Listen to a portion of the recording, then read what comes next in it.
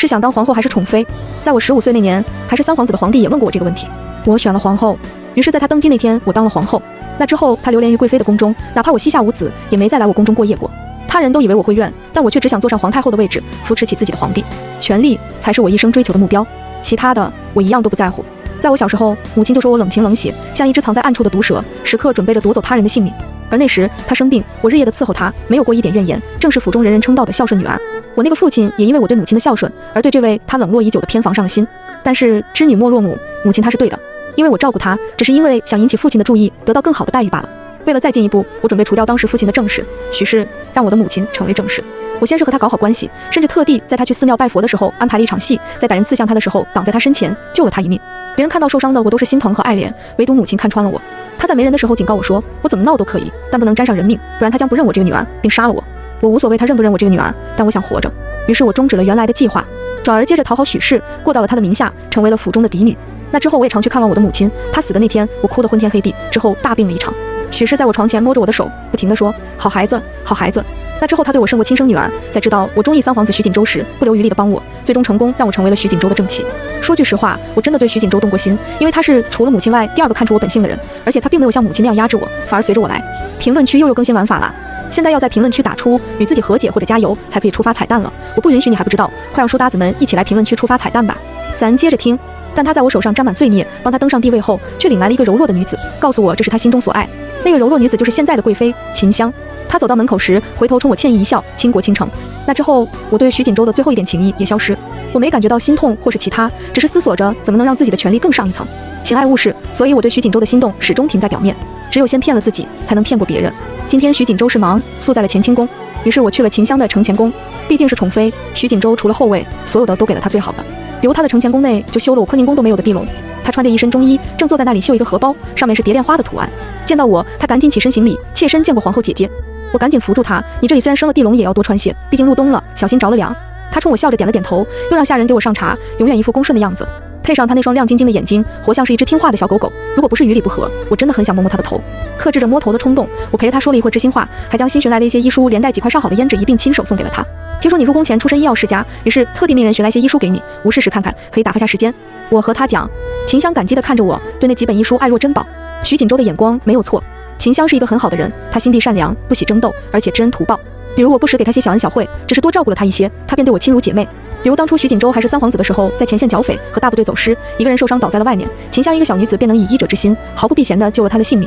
可惜徐锦州把他带进来宫里，还给了他无上宠爱，把他推到了风口浪尖。第二日，惠妃来给我请安。秦香没入宫时，她是红宫里风头最盛的妃子，2个月前刚生下了一名皇子来，被封了妃位。这位皇子也是皇帝的第一个孩子，意义非凡。那时候后宫里的女人都以为总有一天惠妃能够成为贵妃，所以此时她对秦香格外的看不过。我安慰她，后宫的女人如浮萍，你如今有了大皇子，等于已经有了根，不管什么时候，皇上都会记得你是大皇子的母亲。她在我旁边柔柔弱弱地坐着，抬眼看向我，轻声道：“姐姐说的有理，是妹妹没想清了。”没过多久，承乾宫里查出了麝香，太医奉命来给秦香诊脉，发现她已有了1个多月的身孕。如果不是秦香精通医术，这次怕是会着了道了。徐锦州第一时间来了我这里，问这件事是不是我做的。我感觉我受到了侮辱，你觉得我有这么蠢吗？我问他。他被我一问，才终于恢复了理智，尴尬地喝了口水。不管怎样，朕当初许你的后位已经给你，你做好皇后该做的就行。这件事朕会再查。大概是因为刚刚冤枉了我，他又陪我坐了一会儿，临走时又不忘告诉我，朕知道你是个不能容忍的，但是秦香你应该已经看到了，朕希望以后在宫里你多照顾她一些，她和后宫里的其他女人都不一样，她不会和你争。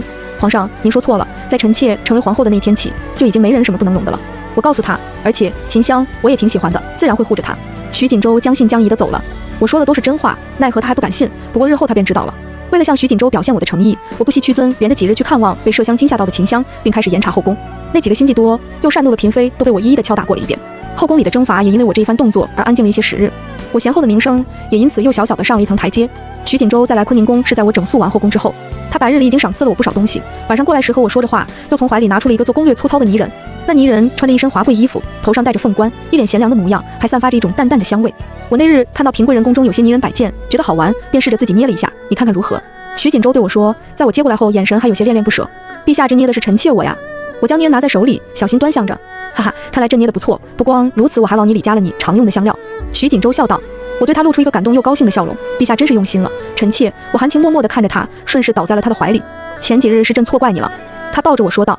我看着他的眼睛认真道：“陛下，臣妾虽然当初做过些不光彩的事，但是如今臣妾已经成为了皇后，是一国之母，那些手段臣妾都不会再用了。从此臣妾只会做皇后该做的事，比如在皇帝英年早逝之后，扶持他年幼的儿子登上帝位，做一个太后，垂帘听政，治理国家。”徐锦州抱着我待了好一会儿，直到他想起这2天因为做泥人而放在一旁的奏折，才起身离去。临走前，他让我将泥人放在我时时能看到的地方，他是忙不能陪我，便以泥人相伴。我小心地抚摸着泥人，观察着他的每一个细节，然后叫来我的心腹丫鬟柳烟，让他这2天去偷偷寻来些捏泥人的泥来。我准备仿制一个徐锦州的东西放在我身边，我不放心。第2天，大长公主徐七玉来到了我的坤宁宫中，一进来就挥退了左右的丫鬟，防止剩下我们2个。她是先帝一母同胞的妹妹，也是先帝最小的妹妹，从小就备受宠爱，平日里最爱舞枪弄棍，先帝亲征时还一起跟去打过仗，立下了不少军功。若他是男子，怕就是徐锦州最头疼的王爷。但即便他是女子，先帝也在他生辰时给了他一支军队，让他操练着玩。如今那支军队已经是有名的常胜军。这位大长公主如今已经30有2，徐锦州一直盘算着给她这位姑姑找个驸马，收回徐七玉的兵权。但是徐七玉对那些男人嗤之以鼻，倒是在府中养了不少美婢。她今日来穿了一身浅蓝的素色长裙，头发只用一根木钗随意挽住，虽然已经32岁，却另有一番风情。听说小周最近迷上一位女子，美貌非凡，还给她封了贵妃。徐七玉直接躺在我的腿上问我，还用眼神示意但我给喂些葡萄。我挑了一个最大的给她，那女子名叫秦香，性子招人喜欢的紧。她点点头，听你这么一说，我倒是想去见见了，这葡萄好酸。徐七玉窘着一张脸将葡萄咽下，我不由被逗笑。她瞪了我一眼，随手拿起徐锦州给我的泥人，小周送你的。我点点头，她将泥人扔在桌子上，真丑，回头我给你个好看的。她边说着边将我压在了身下，前些日子和你说的事情考虑的怎么样了？姑姑，这与理不合。她闻言从我身上下来，笑道：没关系，总有一天你会答应的。这天她一直在我的坤宁宫中待到了傍晚。我知道他的心思，因为他喜欢我这件事都是我一开始计划好的。我想要他的军队，所以我选择先从他的感情下手，这是人最薄弱的地方。大长公主从我这里出来之后，就被叫去了养心殿。徐锦州身边的张公公告诉我，徐七玉走的时候，把徐锦州给他调的驸马的画像直接在养心殿烧了。徐锦州倒是好修养，也没生气，任由徐七玉烧画像。姑姑是女中豪杰，这些男人自然配不上姑姑。过些日子大辽的王子要来大起朝贡，据说他生了一副好相貌，又文武双全，或许可以勉强配得上姑姑，不知姑姑意下如何？徐七玉冷笑2声，不愧是我好侄子，这么孝顺姑姑，不如到时候把我哥哥留给我的细柳营给我做陪嫁呀。刚登基就想收我的兵权，世子专挑软的捏，堂堂一国之君竟用些不入流的手段。姑姑，你毕竟是一介女子。徐锦州仍没动气，有位驸马再生几个孩子，安享晚年总比带兵打仗来的轻松。这个对话的结束，止于徐七玉直接用头上的簪子把养心殿的蜡烛打断，滚！张公公告诉我，徐七玉走后，徐锦州一把将桌子上的奏折挥到了地上，静坐了半个时辰。我给了他些赏银，做得很好，你母亲近来可好？他跪下来给我磕了个头，多亏娘娘的眷顾，我母亲近来身体已经大好，只是时常挂念着娘娘，前段时间还特意去了庙中给娘娘祈福。3年前我刚嫁给徐锦州的时候，张公公还是个小太监，他母亲生了重病，他拿不出了钱来瞧，我便出钱帮了他。后来看他够机灵又孝顺，还足够的忠心，我又特意亲自去瞧他母亲，还亲手为他母亲做了些吃食。现在他爬到了首领太监的位置，也仍忠心于我，但我不放心，偷偷给他下了药，若有一天他不忠，我便能让他毙命。张公公走了后，我开始盘算着怎么利用这些年我变得法子施过恩的人干涉到前朝，但这个不急，在此之前，我要先利用好后宫的这些女人们，她们生孩子的速度太慢了，到现在为止也就会非产下了皇子，怀孕的也只有秦香一个，我需要挑选一个傀儡，这个数量远远不够。第2天，众妃来给我请安时，惠妃说了一句：“皇后姐姐，这是什么茶？比我宫中的好喝许多。”我顺水推舟送了她些茶叶，然后又偷偷观察这些女人谁爱吃什么，都在她们走后遣工人送了些去。她们无一不夸赞我是一个贤淑的好姐姐，却不知这些吃食里面我都下了助孕的药，除了秦香的那份。第2天，秦香带了一份她亲手做的药膳过来，仍是一副恭顺的样子。姐姐尝尝我的手艺。她的腰间带我那日看到的她绣的蝶莲花的荷包，她的手艺很不错，我和她相聊甚欢。聊到兴起，我屏退了工人，将她带到了内室，拿起几本医书和一些笔记给她看。那几日给你寻医书，我也瞧了几眼，觉得有意思，便留了几本自己看了看。说着，我露出一个不好意思的表情，还做了些笔记，还请妹妹帮我看看。秦香的眼神从徐锦州给我的那个泥人上匆匆掠过，有些冷漠，但看向我时又恢复了那副温顺的样子。好，她耐心地指导出我在笔记上的错误，一点一点地给我讲着医药病理，眼里是压抑不住的自信飞扬。她讲得很开心，滔滔不绝，一直到她头上出现了豆大的汗珠。她捂住肚子，脸上发白，我连忙叫工人去请太医，扶她到我的床上躺下，握着她的手给她擦汗。秦香在我这里给我讲了半天的医理，她2个月的孩子没了。我和徐锦州一样伤心，秦香的孩子若是个皇子，在他死后，出于徐锦州对他的喜爱，他的儿子应该是最好的傀儡。秦香的这次流产闹得很大，太医最后诊断的结果说是因为秦香郁结于心，又身体单薄，给我讲医书时又心情起伏过大导致的流产。徐锦州还没来得及和我发火，我已经先握着秦香的手哭了出来，都怪臣妾不该留下让妹妹给我讲医术。秦香的头发已经被汗水打湿，疼得嘴唇发白，颤抖着说：“不怪姐姐，是妹妹看到医书就……”她话没说完就扔了过去，但我和徐锦州都知道了她的意思。她在宫中看到了一个可以和她讨论医术的人，太高兴了。我听到她的话哭得更凶。太医和工人们又忙碌了起来。徐锦州脸色难看地坐在那里。他在你那里待了多久？大概半个时辰，可怜了我这妹妹。我怜惜地看着秦香说。徐锦州没再说什么，毕竟太医的诊断结果也说明了，怪不了我。接下来几天，我为了表达对秦香的惭愧，我总是常去看望她，陪她聊艺术，她眼睛里的光彩也越来越盛。我回到坤宁宫，躺在床上看着徐锦州送我的泥人，他依然散发着好闻的香气。我那天之所以借请教医术留下秦香，就是想要他帮我看出这泥人的问题，但没想到这会让他流产。联想到秦香那天看他的冷漠眼神和他高明的医术，我觉得他已经看透了这泥人。但我不明白的是，为什么他明知这泥人有问题，还要留在我的宫中？难道就为了和我讨论医术吗？还是说他不想要这个孩子？我把泥人碾碎，换上我仿制的那个，然后让柳烟将碾碎的泥扔到远处。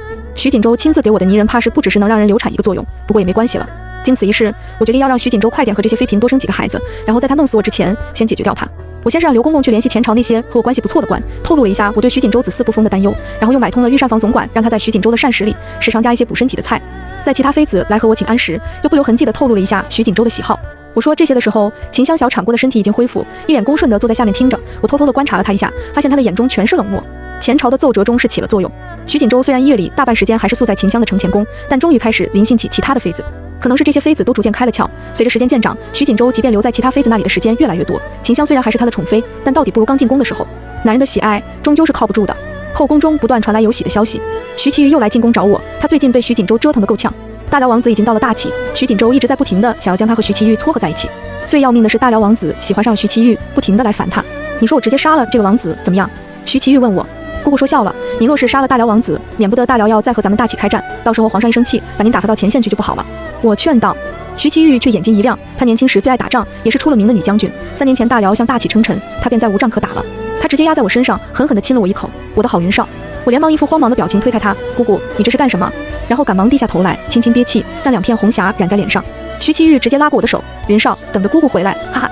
没2日，京城便出了一件大事，大辽王子意图强暴大长公主，被大长公主当场打死。然后大长公主在早朝上直接自请出战，要给大辽一个教训。自家公主被欺辱是一件让整个大齐都无法忍受的事情，徐锦州也干脆顺水推舟，让徐其玉带着他的去前线亲自报仇，还指派了一位大将军，意图借这场战争削弱徐其玉的兵权。徐锦州的如意算盘打错了。徐其玉并不是寻常女子，虽然她对皇位没有野心，但也是个极难对付的人。怕是这次打完仗以后，徐其玉的在军营的影响力会进一步扩大。徐其玉走之前又来了一趟坤宁宫，我十分充分地表达了我对他的担忧。徐其玉则毫不在乎，一副胸有成竹的样子。他有诉说自己训兵练兵以及如何打仗的欲望，我不想再拐着弯的打探，不然次数多了总会让他看出不对来。这次我直接问他，带兵打仗有什么好玩的地方？让姑姑如此痴迷，可否和我说说？徐其玉和我讲了一个下午，其中不乏他养兵的诀窍。他对我没有提防，因为他虽然喜爱我，但我在他眼里到底是一个深闺妇人，知道了这些也不会有实践的一天，全当听个乐子。至于担心我告诉徐锦州，则更加不会，因为我早已经无意间让他知道我和徐锦州之间没有感情，也没有信任。听了一下午，我决定开始养私兵。我不能总指望着徐其玉的细柳营，在我还没有把他从徐其玉手里抢来前，我总要有自己的兵。养兵的事不能由我来做，好在我出身的顺安后府姜氏一族，经过我多年的经营，那几个哥哥已对我唯命是从。我将这件事交给了他们，并嘱咐兵贵再进不贵再多，800人足矣。我忙完这些事，才将精力又放在了后宫之中。此时已经陆续有3个孩子出生，2个皇子，1位公主。虽然这些孩子的生母微分滴血，不过不碍事。但不知怎么，徐锦州虽然去承乾宫的次数还是最多的，秦香却一直不见有孕。可她却一点不急，每日请安时还是老样子。倒是第一个生下皇子的惠妃逐渐急躁了起来。但是我万万没想到，她竟然对其他妃子下了黑手，意图打掉那些孩子。受害的是个小小的贵人梅若。我认识她，在我成为徐锦州的正妻前，她就已经在徐锦州的院中性子非常活泼爱闹，曾闯下过一些小祸，也因此不怎么受宠，所以这2年也逐渐安静了下来。尤其是徐锦州当了皇帝以后，我对她再没其他的记忆点了。梅若已经怀胎5月，若不是发现的及时，孩子怕是已经保不住了。她此时虚弱地躺在榻上，如花的小脸一片惨白，想要给我请安，被我拦住了。她虽是贵人，却自己住了一个小院，幽静雅致，屋子里还摆了几件不显眼却极贵重的摆件。但最令我惊讶的是她的被子，乍一看上去是普通布料，十分朴素，却是用天蚕丝纺织的，盖起来非常舒适。若不是我母亲是专门做布料的商人家出身，让我对布料也有一些了解，怕是我也看不出来。但梅若没有母家，是婢女出身，又不受宠，这些又是如何而来？屋子里是淡淡的药香，我摸着她的手轻声安慰。徐锦州下了朝后就来看望。梅若一见她，眼睛亮晶晶的，专注而有神，还轻咬下唇，让唇色红润一些，显得没那么苍白。徐锦州看到她的样子，眉头皱了皱，坐在了离她不远不近的地方。皇后，太医怎么说？太医说是因为吃了相克的食物导致的胎儿不稳，而且有了一段时间。我补充道。徐锦州看向梅若，你最近吃了什么？梅若露出懵懂的眼神，如水的眼睛看向他。臣妾除了御膳房送来的吃食，就只吃过几位宫中的姐姐送来的点心。朕会给你一个交代的。徐锦州对他说完，又看向我，皇后，这件事好好查查。这次惠妃做的比较聪明，她没有直接下场，而是选了几位贵人，让他们分别给梅若送点吃食。这个是根据我在各个宫中布下了眼线，给我传来的各种消息，从中得出的结论。我没有直接证据，所以没办法直接处置他，并且他父亲是我们姜家一党的人，这份关系也让我不能轻易对他动手。最后是惠妃把一个贵人推出来当了替罪羊。听下人说，那贵人进了冷宫时，并却不见难过，反而对着他们大笑，可悲可悲。这个贵人的下场并没有让惠妃停下手，后宫陆续有怀孕的妃子出现问题，只是她做的日渐隐蔽，有时连我都被蒙蔽了过去。看着顺利生下来的孩子越来越少，我准备除掉她。可在我动手之前，惠妃就生了重病，太医也瞧不出来什么病，用了药也无济于事，不到1个月便走了。徐锦州将他的孩子划到了我的名下。惠妃的死状极其难看，脸色青白，面容扭曲，身上长满了烂疮，那些烂疮的形状酷似蝴蝶。我觉得她是被人下了毒，只不过下毒的人过于高超，让太医也查不出来。莫名的，秦香那张永远恭顺的脸出现在了我的眼前。我决心弄清楚这件事，如果后宫中真有一个如此厉害的人，他要么投向我，要么被我弄死。我借讨论医术之名，将秦香叫来了坤宁宫。他最近似乎是瘦了一些，眼睛里除了恭顺，还多了些遮不住的憔悴。他和我讲了一会儿的医书，我便将话头引到了惠妃身上去。惠妃议了的时候，我去看了。我说，可怜了我这个年轻的妹妹，竟得了这般病。秦香点点头，是啊。我扫过她腰上的蝶恋花图案香囊，说起来，惠妃妹妹走时身上的疮的形状，倒是和你这香囊上的蝴蝶很像。秦香愣了愣，我接着说，我记得你去看望过她，你医术高明，可看出来她得了什么病？秦香摇了摇头，太医院的太医都瞧不出来，更何况我。你之前在民间那么多年，便没看见过相似的吗？我问她。秦香真挚地看着我，姐姐，这世间奇病怪病甚多，妹妹于医药一道只是入门，所知甚少。我试探不出什么来，要不是她藏得太好，要不就是惠妃的死和她无关。秦香走的时候给了我一个香囊，姐姐为后宫多日操劳，这个香囊有安神的功效，还望姐姐收下。我接过来捏了捏，发现里面有类似于纸的东西。秦香对我温婉一笑，转身离去了。她走了之后，我打开了香囊，里面装了一些泥土，纸条上只写着5个字：以无毒装病。泥土散发着熟悉的香味，我看向床边摆放的我自己仿制的泥人，不由一震。之前的种种事情隐约被串成了一条线。秦香刚进宫不久，住处就被查出了麝香。我本以为这件事是惠妃做的，因为前几天我刚告诉她，对于后宫的女人来讲，子嗣才是争宠最需要的。惠妃善妒，听我这么一说，必会对夺了她宠爱的秦香下手，正好可以帮我试探一下秦香。但这件事有2个疑点。第一个疑点是麝香并不是被会医术的秦香发现的，而是有一天她在徐锦州面前突然身体不适，徐锦州叫来太医诊脉，被太医发现的。按理说她会医术，不至于疏忽到住处被人动了手脚都不知道。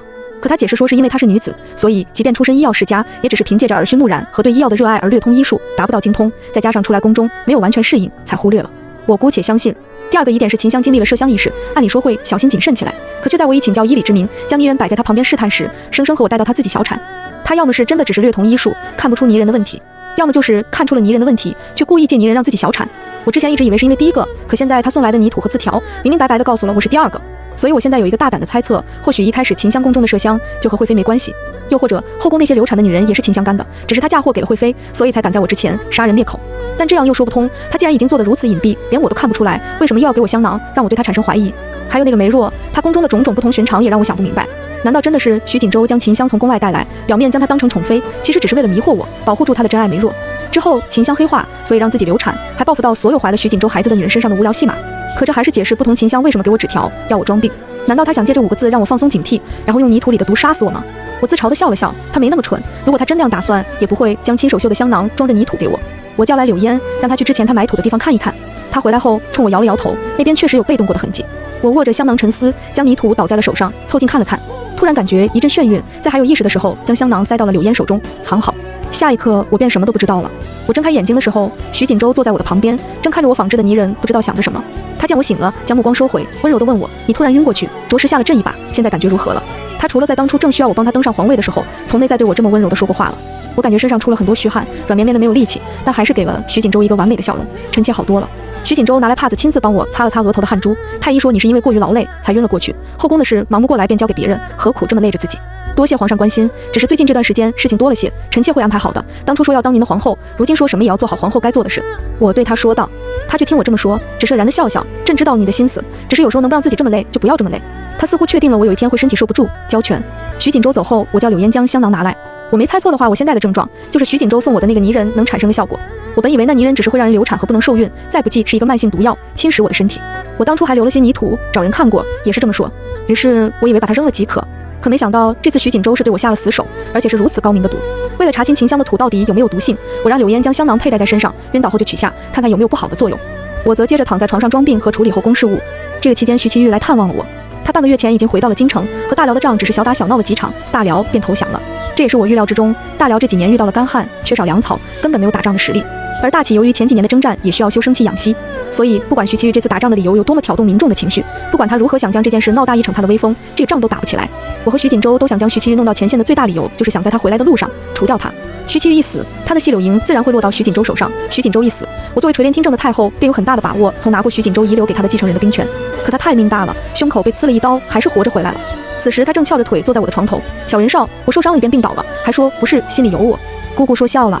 我回道，姑姑身上的伤可好些了？他揉了揉胸口，外伤好的差不多了，可里面不是一般的疼啊，怕是受了内伤了。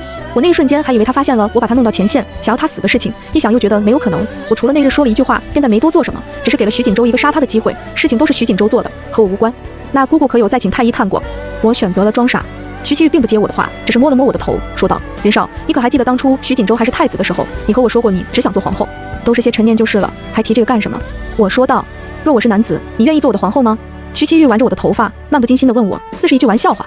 我没有给他答案，他也没想听。问完我给了我一个泥人就走了。这次徐锦州暗杀徐其玉失败的事情，已经让徐其玉对他起了杀心，这让我不由一震。徐锦州想要我死已经是可以肯定的了，唯一不确定的是他还想要我活多长时间。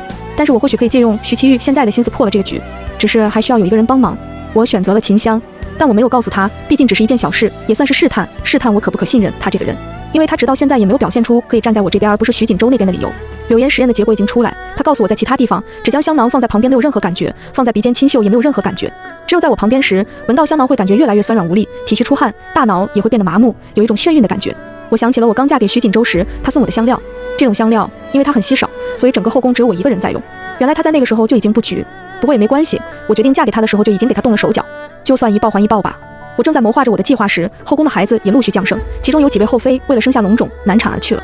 徐锦州把这些孩子分别过到了我和秦香的名下，我从中挑了惠妃的孩子培养，这个孩子是徐锦州的长子，现在又在我的名下，勉强可以算是嫡长子，所以如果徐锦州去世，现在来讲这个孩子最有可能登上帝位。正在忙时，梅若那里又出了事情，由于那次在他宫中察觉到的种种不对劲，让我对他多了许多关注，所以他这次早产我是第一个赶到的。我面上做出着急担忧的情绪，心里却只觉得他早产时喊得难听，那如同野兽般的嘶吼有点震痛我的耳朵。但我不能走，来到这里便要等着他结束，想到这里我不由流下了2滴泪水。这个时候秦香也来了，她是第二个到的，我看向她，她眼里竟然也有泪。我拿起帕子擦掉了自己脸上的，又走到她身边，将帕子递给她，妹妹莫要伤心，玫瑰人一定会无事的。这个时候徐锦州也到了，我和秦香给她行安，她到了棉里便扶住了秦香，又拿过我手中的帕子为她擦掉她脸上的眼泪，香儿莫要担心。秦香摇摇头，却只是想起了流产的事情，对梅若妹妹现在的处境感同身受罢了。他一说完，徐锦州脸上便浮现出了愧疚的神色，想要去抓秦香的手好好安慰，却被秦香无意间躲开了。又陆续有宫妃过来，但只有秦香一个人有被徐锦州亲自扶起来的待遇。我们等了2个时辰时，太医和产婆来说，梅若和她的孩子可能保不住了。徐锦州皱紧了眉头，正在说一遍，玫瑰人和孩子都要保，缺一个就要你们太医院人头落地。秦香在一旁一副松了一口气的样子。就在这时，梅若虚弱而坚定的声音从屋子传了出来，保孩子，保孩子。我只觉得他蠢，人死了留下孩子又有什么用？哪怕最后徐锦州念着他的情意要传位给他的孩子，也和他没关系了。秦香听到梅若的话，拉住徐锦州的手，皇上不可，不要听玫瑰人的，保大人，保大人。徐锦州的眉头皱了皱，不过一个小小的贵人，你怎么这样上心，竟不顾朕的孩子的死活？为朕生孩子是他作为宫妃的职责，若不是你，朕刚刚也不会保他。秦香还想说什么，却被徐锦州一个抬手给止住了。莫要再说了，让太医院尽力而为即可。我看到了秦香眼中有恨意，徐锦州的反应在我意料之中，他这个人向来如此，薄情寡义。在某种程度上说，他和我是同类人，不然也不会看破我的伪装。唯一不同的是，他如今身居高位，变得更加自大自我。我记下秦香的反应，暗暗提醒自己，无论何时都不能像徐锦州一样，在不应该的人面前吐露自己的真实想法。我悄悄走到秦香身边，拍了拍她的手，以示安抚。她用着慈爱的眼神看向我，我包容地看着她，会无事的。从她和徐锦州刚刚的反应来看，梅若并不是徐锦州金屋藏娇的小丝雀，只是秦香和梅若有一丝关系罢了。最后梅若还是完成了她作为母亲和徐锦州宫妃的心愿，生下了一个健康的皇子，而她却死在了生产的床上。腥臭的血味从房间里弥漫出来，让人的心都跟着发凉。徐锦州想将梅若的孩子交给秦香抚养，但秦香却以我能更好照顾好孩子的理由，求徐锦州将孩子划到我的名下。徐锦州同意了，从此我又多了一个孩子，徐子燕。徐子燕是个听话懂事的孩子，怕会打扰我似的，他不哭不闹，奶娘来喂了奶便吃，饿了也不喊叫，要了拉了也只是哼哼2声，不管谁抱他也不虚逗，到了怀里便会自己哒哒的笑得十分开心。配上他那张粉雕玉琢的小脸蛋，谁看了都忍不住打心眼里的欢喜。从他来了后，惠妃的孩子徐子淇都失了宠，连徐其玉来我宫中都逗了他好一会儿。他拿着拨浪鼓在徐子燕眼前摇个不停，还在他手中塞了2个小玩偶，却在徐子燕玩得最开心的时候，一把将玩偶抢了过来扔到了一旁。徐子燕懵懵地看完，左手看右手，又抬头看向徐其玉，就这样看了3个来回，突然对徐其玉露出来一个甜甜的笑容。这么乖的孩子怎么会是徐锦州的种？徐其玉问我。正是因为是皇上的孩子才会如此乖巧。我回道。徐其玉嘲讽地看了我一眼，人都不在了，就别拍马屁了。我笑了笑，没再答话。他又看了徐子燕一会儿，问我：“小云少，你说这要是咱俩的孩子多好？”我刚要说话，便被徐其玉打断了：“别再说姑姑说笑了，我听烦了，说点别的。”我听着他的话，没忍住笑出了声，身体离他也近了些，和他挨着肩膀。若是我和你的孩子，应该会比他的眼睛要大，皮肤要白，也比他更加听话聪慧。徐其玉有些震惊地侧头看向我：“云少，姑姑，玫瑰人难产那日，皇上说宫妃的唯一职责便是生下皇子和公主。我回来后想了很久，我将手一点一点向他的手靠近，放在刚刚好能碰到他手的地方。云少后悔了，后悔成为他的皇后。”徐其玉直接将手搭在了我的手上：“云少，所以你……”我继续发挥着自己的演技，让一滴清泪从眼角流下。我这几日总是身体不适，前2日柳烟将皇上送我的泥人拿出去擦拭，我便好了，而且我身体也没什么问题，却总怀不上孩子。你是说徐锦州给你下毒？徐其玉抹去我的眼泪说：“小云少，别哭，姑姑给你报仇。”他扶着我站起身来，你看今日姑姑的打扮如何？她今天一副男人打扮，却并不违和，一双剑眉更是英气十足，不输男子。我说。他爽朗一笑，又将我的手直接按在了他的胸上，我不由脸色一红，别过头却不敢看他，但是却并没有摸到想象中柔软的触感，反而是如石头般坚硬。大起自古没有过女皇帝，但我不是女子呢。徐其玉问我：“姑姑，我是真的被吓到了，我只以为他喜欢女人，却从没想过他会是男儿身。”徐其玉走后，我坐在床上回想着和他相处的每一个细节，我是看过他的胸的，是那次他去行宫泡温泉，他要和我一起，我明明看到他胸前是隆起的，可为何今天会这样？我本来只想借今天这出戏来让他信任我，从而可以让我接触他的计划，以便更好的将计就计，破了徐锦州的局。可若徐其玉是男子，我的计划便要再做改动了。秦香在梅若死后便称病不肯外出，徐锦州过去看了他几次，也被碰了软钉子，最后大概是忍无可忍，徐锦州终是把他当成了透明人，1个月没再进他的宫中。其他后妃欣喜若狂，各自施展手段，又开始了新一轮的争宠。只要他们不做出残害龙嗣这种事，不掀开后宫表面和平的这个面纱，让徐锦州抓住我的不是，我便不会阻拦他们争宠，反而乐于见到这样的情况。因为这些后妃争宠可以将徐锦州的注意力引走，让我可以安心的进行我的计划。我将秦香给我的香囊时长放在旁边，来确定我需要装订到何种程度。一开始我5日里还有2、3日是精神的，后来昏沉的时间便越来越加长。这些症状除了徐锦州放在我这里的眼线和让柳烟去给秦香送医书的时候透露1、2句，便再没告诉其他人。所以这样在徐锦州看来，我便是中毒健身，却为了皇后的权位在硬撑着处理后宫事务。在柳烟将我当状态差不多透露给了秦香时，我便去找她了，带着她给我的香囊。她穿着一身素色的衣服，面容憔悴，见到我却还是打起精神来行了个礼。大数据是不会乱推的，当你刷到这条视频时，说明你的好运就要开始了。留下一句话并艾特一下自己，这样你就会在未来的日子里顺风顺水顺财神，有钱有势有前程。我赶紧将她扶住，妹妹快坐吧，姐姐可是为了那香囊而来。秦香刚刚坐下，未待我发问，便直接问我。我点点头，将香囊放在桌子上，妹妹可否告诉我这其中玄机？我本以为姐姐会很快来问我的，没想到近今日才来。我看着秦香，她抬起头，第一次不是一副恭顺的样子，而是坦然地接受着我的注视。我不由一笑，我本只以为是有人在害我，想着借着妹妹来蒙混过那人便算了，也不再来打扰妹妹。可是我慢慢地发现了一个大问题，给您下毒的其实是皇上。秦香接着我的话说了下去，那香囊里的泥土只有碰到您身上的香料时才会让您头晕，而这种香料后宫中只有您一人会用。我点点头，妹妹怕是小产那次便已经看出来了。秦香嘲讽一笑，我那次是真的想和您讨论医术，发现那个泥人和您身上用的香料后，本以为您是想害我，可我也没想生下皇上的孩子，便想着将计就计了。我摇摇头，尽量温柔地看着他，我怎么可能想要害你呢？秦香叹了口气，梅若先前被人暗害那次后，我便知道我想错了，后宫里的这些女人您都在护着，怎么可能害我们？我听到这话不由感叹，平日里装出的好人相还是有用的。于是我便再查了下去，才知道那泥人是皇上送给您的。秦香接着说，姐姐，她看着我，目光中带着心疼，您在我小产那次怕是已察觉到皇上要害你了吧，所以才把泥人换掉了。我沉默了一会儿，尽可能让自己看上去心事重重而又悲伤的样子。我只以为他只是想让我无法怀上他的子嗣，像他那样把女人当作工具的人，又有什么做不出呢？秦香轻声道，我进宫前便听过姐姐贤厚的名声，也听过姐姐才华不输男子，在她还是皇子的时候帮过不少忙，可结果呢？我握过她的手，秦香，你这样的性子不适合在宫中。秦香顺势靠得我更近了一些，我本就是不愿的。秦香说她的心愿是做一个云游四方的游医，可这个时代女子外出总是不安全，她虽然练了些拳脚功夫，家里人却还是不放心，于是她偷偷跑了出来，然后她就在路上捡到了重伤的徐锦州。秦香只把徐锦州当做一个普通的病人，以医者之心照顾他，可徐锦州却觉得她一个女子愿意贴身照顾一个大男人，必定是对他有益，再加上秦香生的一副好相貌，于是平日里对他很是暧昧。而秦香一个情窦初开的小姑娘，哪里受得了这样撩拨，很快也对徐锦州放心暗许。可当徐锦州告诉秦香自己的身份时，秦香还是拒绝了进宫。她还记得自己成为游医的梦想，但徐锦州还是没有放弃，他找到了秦香的家人，许以秦香贵妃之位，还让秦香的家族可以进入太医院。于是在家人的劝说下，秦香还是和徐锦州进了宫。刚开始还好，除了徐锦州不喜欢秦香总将精力放在医术上外，他俩也算一对爱侣。直到我告诉后宫的嫔妃该怎样得到徐锦州的喜爱，挑动他们争宠。徐锦州毕竟是一个血气方刚的男人，再加上秦香毕竟已经进宫了大半年，徐锦州对他的新鲜感也逐渐减少，便不再几乎每天都宿在秦香的宫中，这让秦香感到难过。他和徐锦州为此争执过，却以失败告终。秦香只觉得万念俱灭，他没了爱情，也再无去当游医的机会，甚至连行医都不能。就在这时，他看到了梅若。他和梅若其实是幼时便认识了，是好姐妹，只是后来分开了。没想到再见已成为同一个人的妾室。梅若的经历和他差不多，都是先被宠着，又被冷落。于是他和若梅更加惺惺相惜，再加上若梅幼时也学过医术，他们更是将对方引为知己。直到梅若难产去世，秦香说到这里已经哭得不能自己，我将她搂在怀中轻声安慰着：姐姐，妹妹好恨啊！姐姐，您为皇上付出这么多，他却忌惮您，想夺您性命，您不恨吗？您不恨吗？秦香说了这么多，这最后一句才是关键。我想利用他，他也想利用我，只是我们的目标相同，都是徐锦州，所以我们可以短暂的达成共识。他刚刚讲的事情有很大的漏洞，就是他小产的时间在徐锦州开始宠幸其他后妃之前。如果按他所讲，他那时还爱着徐锦州，为什么他还要弄掉他和徐锦州的孩子？他不停地夸赞我，不过是想要我放松警惕罢了。我抱着他，看着他白腻的脖颈，不管怎么样，我总会找到他这条蛇的7寸。秦香许是哭够了，从我的怀中起来，那条美丽的脖子完全的暴露在我的视线当中，优美而滑嫩。恍惚间，有什么东西在我的脑袋中崩裂开来，我想起了那天大长公主在我眼前穿的男装。我又握着秦香的手，好生安慰了一会儿，同时也隐晦地表达了我对徐锦州的歉意，便离开了承乾宫。走的时候，我闻到了泥土中腐烂的香气，远方的黑云向这边飘过来，要变天了。近来朝中发生了一件大事，大长公主成了徐锦州的13皇叔。徐其玉说是因为她出生时天生异象，今天间找到吴上皇徐锦州爷爷，说徐其玉命格特殊，要当成女儿养到34岁才能恢复男儿身，不然会招惹灾祸。钦天监和吴上皇都已逝时，徐其玉说的是真是假已经死无对证。至于验身，没人有那个胆子。徐其玉前2天刚过完34岁生日，我还送了他一件我亲手所制的华服。徐其玉大摇大摆地在朝上公布这个消息时，徐锦州的脸色变得极为精彩。一个有兵权的大长公主和一个有兵权的13皇叔，完全是2个概念。徐其玉还是公主时，徐锦州尚且容不下她，更何况徐其玉成了皇叔。徐锦州当场就要给徐其玉封王，赶到一块荒凉之地。这看似也不差，虽然封地荒凉了些，也失去了触碰到权力中心的机会，徐其玉却也可以做个土皇帝。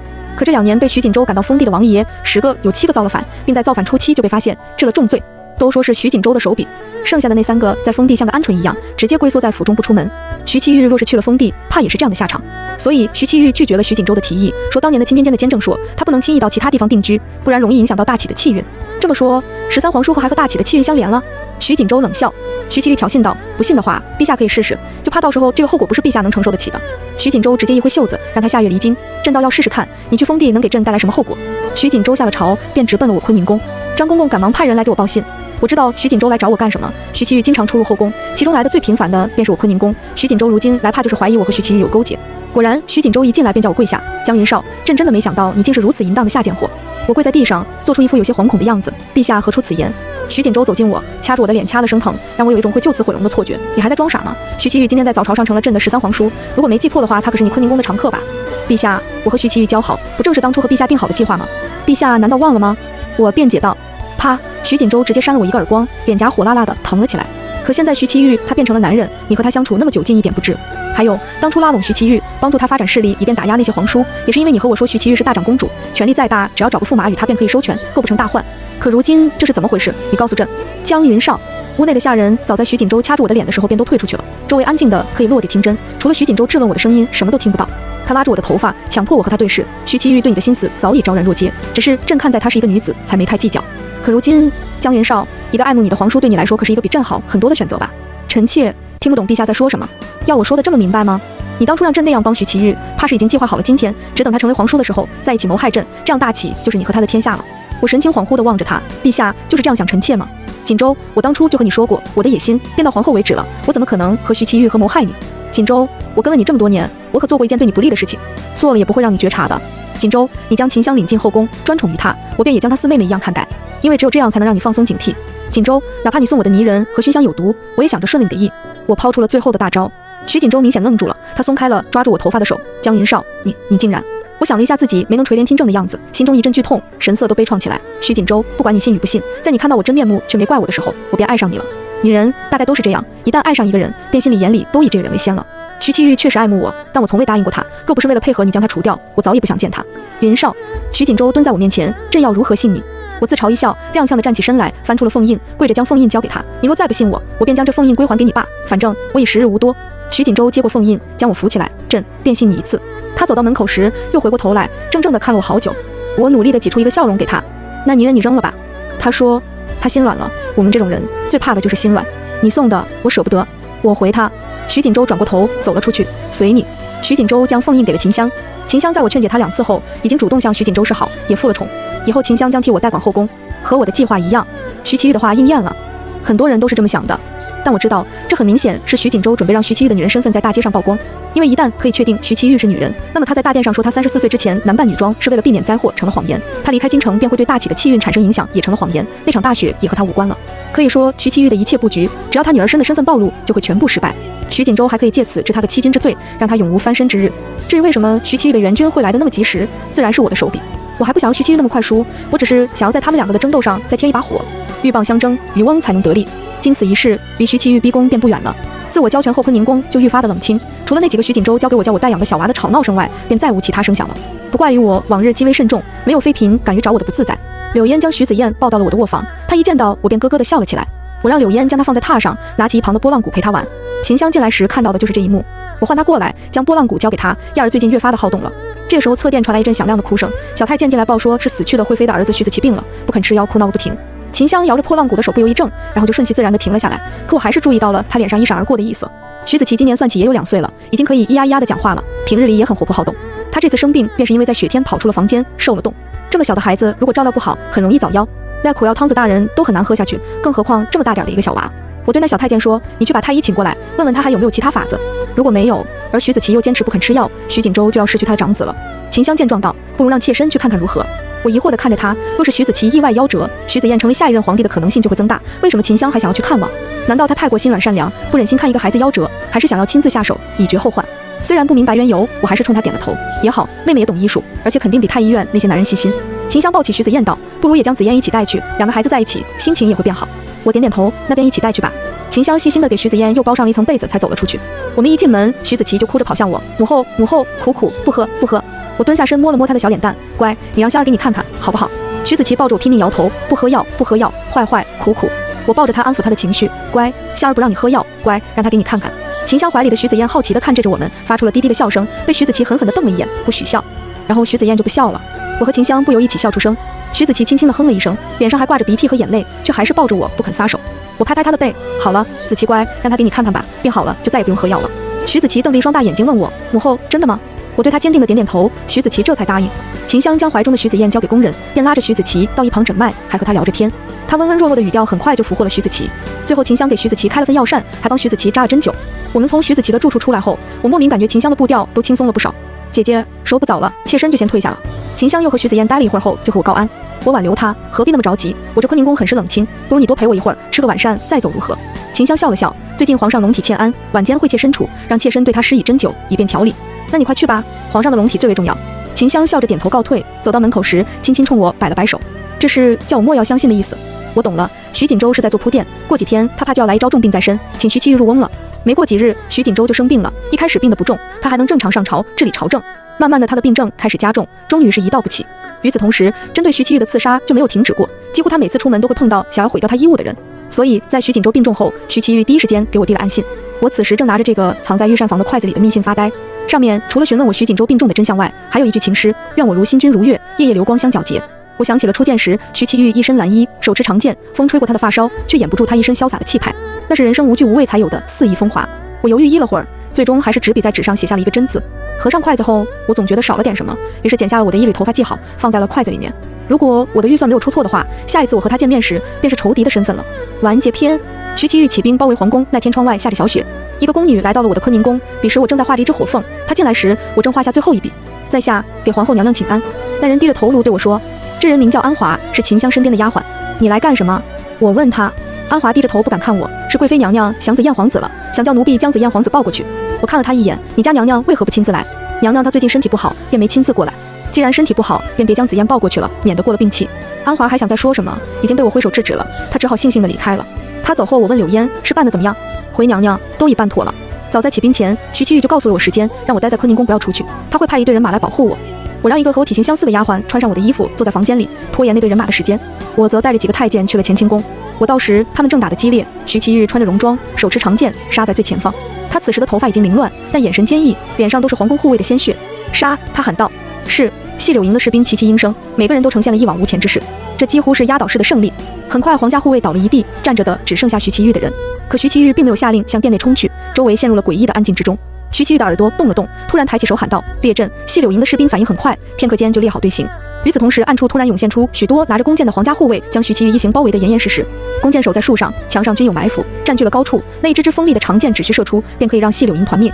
徐其玉当机立断，去殿内，一个头领状的人赶紧喊道：“射箭！”细柳营的士兵赶紧摆好了防御的阵型，舞动长剑要挡住攻击。可想象中的万箭齐发并没有发生，在弓箭手的后方突然出现了一群人，杀了他们一个措手不及，局势又乱作一团。我趁机在身边几个太监的保护下，来到徐其玉身边，拉住他的手：“是我的人。”我告诉他。徐其玉惊讶地看着我：“别问，别耽误时间，徐锦州不在里面，和我走。”徐其玉对我点了点头，手一挥，细柳营的士兵便齐齐掩护他后退。我领着徐其玉到了承前宫。徐锦州没生病，他骗了所有人，我也是今天才得知。在徐其玉露出怀疑的表情时，我对他解释道：“但现在已经是箭在弦上，不得不发。徐锦州今天必须死。”徐其玉摇了摇头：“别说了，云少，我信你。”他这句话说得格外真诚。承前宫看起来没有护卫，只有丫鬟和太监在活动，一进院子里还能闻到梅花香气，一副和平景象。我和徐其玉几乎算是畅通无阻地进入了承前宫的主殿。皇叔，不，姑姑，朕等你很久了，你再不来，朕差点以为姑姑你已经死在了乾清宫。徐锦州端坐在那里说道，在他旁边除了秦香还有2个护卫，那2个护卫气息绵长，一看就是武林高手。皇后，你果然没让朕失望，真的把姑姑带到这里来了。徐锦州又对我说。接着外面就是一阵盔甲撞击的声音充斥了乾清宫。现在这种局面就仿佛我特意将徐其玉引到这里来受死。姑姑，我特意调了1万精兵，就是为了今天。徐其玉听着他的话，突然哈哈大笑了起来。徐锦州，你真是好算计，江云少，你怎么能这么对我？徐其玉在所有人没有反应过来之前，一剑横在了我的脖子上。皇上，救我！我喊道。闭嘴！贱人，你竟然敢骗我！徐其玉喊道，枉我对你一片情谊。徐锦州坐在那里一副看好戏的样子，啧，没想到啊，姑姑你竟然真的喜欢上朕的皇后啊！皇上，臣妾所做都是为您，求您救救臣妾。我接着恳求道。徐锦州摇摇头，姑姑武功高强，朕救不了你了，皇后。下一刻他就没了声息。秦香在所有人的注意力都在我们身上时，将一根银针刺到了徐锦州的脖子上。那2个护卫见状，一掌向秦香劈去，想要制住他，却被徐其玉先了一步，用一剑挡住了护卫的攻击。就此，徐其玉和2个护卫缠斗起来。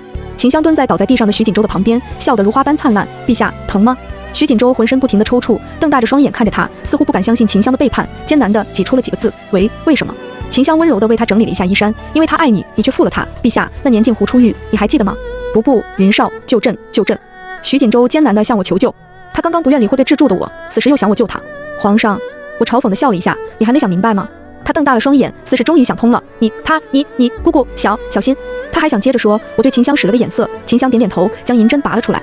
徐锦州的眼睛还那样睁着，却再也发不出声响。他死了。至于他所说的最后一句话，正在缠斗的徐其玉并没有听见。果然，徐锦州宁愿让徐其玉赢，也不想让我赢。其实我这次的计划很简单，先是挑动徐锦州和徐其玉的争斗，然后我装病交拳，让徐锦州放松对我的警惕，同时又不断放低自己的姿态，让他觉得可以将我用作一枚棋子，保证自己的安全。另一方面，我用将梅若的孩子紫燕推上帝位，来和秦香结盟，从秦香那里获取更多的消息，再将发现的徐其玉女儿身的秘密告诉徐锦州。最后，我给徐其玉错误消息，让他在被徐锦州不断施加压力的情况下杀进皇宫。这时，徐锦州做了2手准备，他首先在乾清宫备了埋伏，只等杀徐其玉一个措手不及。而我是不能让徐其玉这么早就在乾清宫败了的，所以我拿出了之前训练的精兵支援了徐其玉。然后我就带着徐其玉来到了坤乾宫，也就是徐锦州的第2手准备。这个也是他亲自交给我的任务。他知道徐其玉对我的情谊，所以让我在乾清宫准备，在那里没有完全消灭掉徐其玉，就将他引到坤乾宫，完全消灭他。徐锦州的算盘打得很好，因为经过乾清宫那一波埋伏，徐其玉就算赢也会很惨烈，细柳营根本活不下太多人，这样到了坤乾宫就可以完全剿灭徐其玉。可徐锦州没想到，我让我秘密训练的精兵偷袭了他准备的弓箭手，保存了细柳营绝大部分的兵力，所以此刻细柳营和皇家护卫正打得不可开交。另一方面，徐锦州还没想到的是，他真正信任喜爱的贵妃会背叛他。刚刚徐其玉挟持我，都是我在路上和他商量好的做戏，目的就是吸引徐锦州和他2个护卫的注意力，也让徐锦州放松警惕，以为徐其玉真的已经失败。这时秦香就可以借机杀死徐锦州。徐其玉成功的杀死了2个护卫，走向我时又给徐锦州补了一剑，确保他完全死透。云少，你可以做我的皇后了，他对我说。我抱住他，紧紧的，姑姑，谢谢你。你，徐其玉的嘴角冒出鲜血，他心脏的位置插了一把短刀。云少，他喊我的名字，倒下时泪水夺眶而出，脸上的表情不是愤恨，而是脆弱与不解。为什么？他问我。我蹲下身，摸走了他腰间细柳营的令牌，因为我不想做谁的皇后，我想当掌权的太后。我和他说，在我站起来的时候，我听到徐其玉的那细语，为什么不告诉我？我会帮你。我回头看向他，他看我的眼神还是那么赤诚，我觉得眼眶有些酸涩，但也只是一点。把护卫的令牌给我。我对已经从徐锦州身上搜查完的秦香说，这场戏该结束了。秦香低着头，突然痴痴地笑了起来。姐姐，这场戏没唱完呢。你什么意思啊？秦香给我施了个礼。姐姐，您擅长搬弄权力，紫燕在您手上是永远没机会亲政的，这种事情还是交给妹妹我吧。大长公主待您感情极深，您还是莫要辜负了她一片情谊了，就和她一起去那往生世界吧。秦香还是那样恭顺地对我笑着。你别忘了，紫燕在坤宁宫。我提醒她。秦香摇摇头，姐姐你千算万算还是算错了一步。他说完便拿着银针向我刺来，我赶紧躲过，同时暗暗着急，柳烟怎么还没有过来？我早已嘱咐过我宫中的人，我一死就杀了徐子燕，你还要杀我吗？我边躲避他的攻击边喊道：姐姐，你还是去陪大长公主吧。秦香笑道，下手也是毫不留情。我和他缠斗着，不知什么时候来到了徐其玉旁边。秦香，我一死，徐子淇也会死。我对他喊道。秦香手上的动作一顿，我猜对了，秦香真正在乎的不是梅洛的孩子徐子燕，而是惠妃的孩子徐子淇。他一直在用对徐子燕的关心来迷惑我，直到那日要给徐子淇看病，才让我起了疑心。就连今天晚上，他还派人来我宫中索要徐子燕迷惑我。江云少，你以为他们还在你的宫中吗？秦香愣神，婉宁笑道，拿着手上的银针向我刺来。是与不是，你为何不再等等？我问他，如果你的人没有成功将他们带走呢？秦香犹豫了一下，我松了口气，只要能拖住他，等到柳烟到这里，我就安全了。可秦香又再次举起了手上的银针，姐姐，我觉得我还是先控制你才安全。他动得太突然，我还没反应过来，银针已经到了我眼前。就在这时，一个身影突然扑了过来，将秦香扑倒在地。是徐其玉，他被我刺中心口，竟然还没死。快！徐其玉嘶哑着嗓子对我喊道。我收敛起心神，捡起徐其玉的长剑，刺到了秦香的身上，怕他不断气，又在脖子上补了几刀，直到他被我砍得血肉模糊。血溅到了我和徐其玉的脸上，还是温热的。我擦掉脸上的血迹，将手上的剑又对准了徐其玉的脖子。你还要杀我吗？他问我，语气里带着自嘲。为什么？为什么我已经对他下了死手，还要帮我？为什么不趁机让秦香杀了我？愿我如星君如月，夜夜流光相皎洁。他最后念了这句诗，就昏了过去。我从秦香的怀里拿出来了护卫的令牌，看了徐其玉许久，犹豫着，那一剑最终还是没有刺下去。徐锦州输在他信了秦香的情，秦香输在他对徐子淇敌情，我赢在谁也不信。但这样总是太过孤独，所以这一次我准备相信一下徐其玉。大齐103年，惠景帝徐锦州病重，13王徐其玉起兵包围皇宫，逼宫篡位。贵妃秦氏与13王爷勾结，杀死惠景帝。此后二人被纯德皇后制服，后幼弟徐子燕即位，封纯德皇后为纯德太后。自此开启了纯德太后20年垂帘听政的政治生涯。后人称此段时间为大启中兴。大启123年，外貌酷似13王的女将军赵新月逝世，纯德太后自此退出朝堂，于1月后逝世。后记：我册封为太后的前夜，张公公拿着徐锦州生前的一道圣旨跪在了我面前，那上面写的什么？回娘娘，是先帝的遗旨，让娘娘为皇旗殉葬。你准备怎么办？奴才什么都没看见。太后娘娘千岁千岁千千岁。我将那道圣旨拿过来，扔到了火炉里。这天下没有任何人能阻止我登上权力的巅峰。张公公走后，徐其玉从内屋出来，对我笑道：太后娘娘，该就寝了。